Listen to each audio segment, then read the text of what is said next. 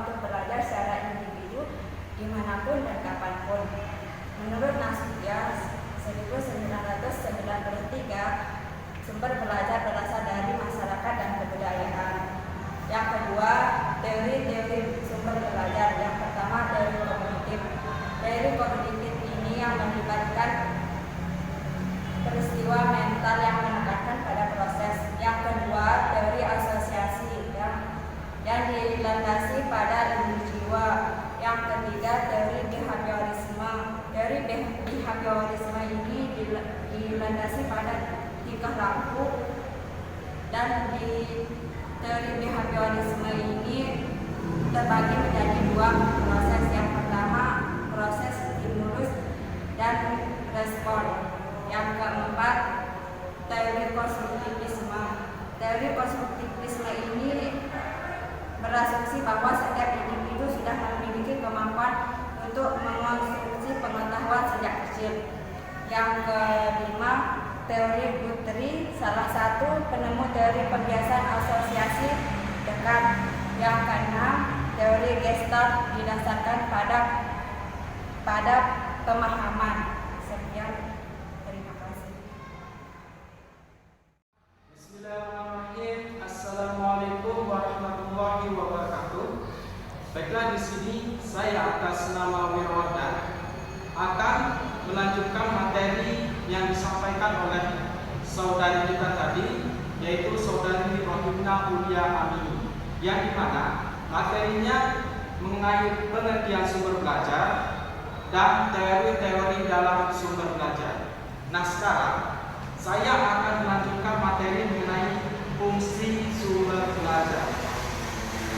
Nah, fungsi sumber belajar ini sangat bermanfaat bagi guru, yang dimana fungsi sumber belajar ini yang pertama itu adalah meningkatkan produktivitas pembelajaran dengan cara mempercepat laju belajar seorang siswa.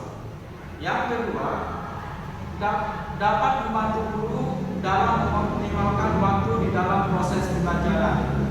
Yang ketiga, memungkinkan seorang siswa untuk belajar seketika. Yang keempat, dapat membantu guru untuk menyajikan materi dan mengurangi beban seorang guru dalam penyajian materi. Nah, setelah mengetahui fungsi-fungsi sumber belajar, sekarang saya akan mengasih contoh dalam sumber belajar itu. Apa-apa sih contoh sumber belajar itu? Contoh sumber belajar. Di sini contoh sumber belajar yang pertama adalah buku, yang kedua adalah majalah, yang ketiga adalah brosur, dan yang terakhir adalah koran. Ini adalah contoh sumber belajar yang cetak. Selanjutnya contoh sumber belajar non cetak, yaitu yang pertama di sini berupa film, yang kedua di sini video. Selanjutnya contoh sumber belajar berupa kegiatan, yaitu yang pertama kerja kelompok, yang kedua observasi, yang ketiga simulasi. Selanjutnya contoh sumber belajar berupa fasilitas, di sini yaitu lapangan olahraga dan perpustakaan.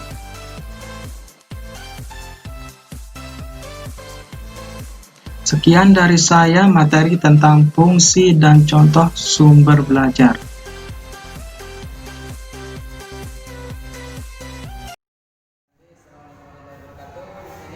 Saya akan mempresentasikan jenis-jenis sumber belajar. Bagi saya, segala sesuatu yang bersifat bermanfaat, maka itu bisa digunakan sebagai sumber belajar. Apapun itu, baik itu tumbuhan, hewan, manusia, batu, air, semuanya bisa dijadikan sumber belajar. Namun di sini ada bagian-bagiannya sumber belajar itu. Yang pertama adalah tempat atau lingkungan.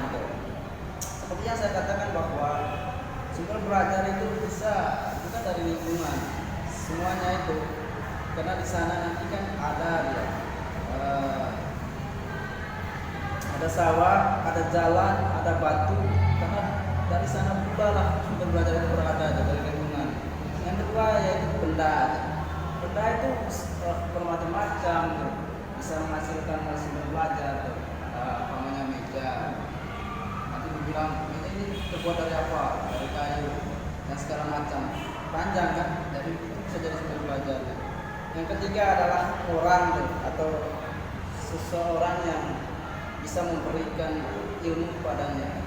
Ya, contohnya seperti guru tuh, seperti teman juga bisa. Yang keempat adalah bahan tuh. Nah, bahan ini kan sangat banyak tuh. Dan bahan sesuatu yang bisa disebut media yang mengandung pesan untuk disajikan melalui pemakaian alat. Bahan belajar ya, seperti papan tulis, seperti LKS itu kan bahan belajar. Kelima adalah buku. Buku tidak perlu kita jelaskan karena sudah termasuk dari itu semua. Yang ketiga adalah peristiwa atau fakta yang sering terjadi itu. Nah, sumber belajar yang terpenting dari peristiwa ini adalah kalau di dalam teorinya yang bernama empirisme, di mana sumber belajar itu kan harus dari pengalaman dari siswa itu sendiri, dari peristiwa yang dia jalani atau dari pengalaman yang dia temukan, bahwa itu adalah sumber belajar yang sesungguhnya. Yang kedua adalah teknik atau metode itu. Nah, di sini adalah kemampuan guru untuk menggunakan teknik dan metode dalam mengajar agar siswa bisa menjadi cerdas. Mungkin hanya itu jenis-jenis sumber belajar dari saya. Kurang dan lebihnya saya mohon maaf. Assalamualaikum warahmatullahi wabarakatuh. Sekian dari kelompok 2, kurang lebihnya kami mohon maaf. Assalamualaikum warahmatullahi wabarakatuh.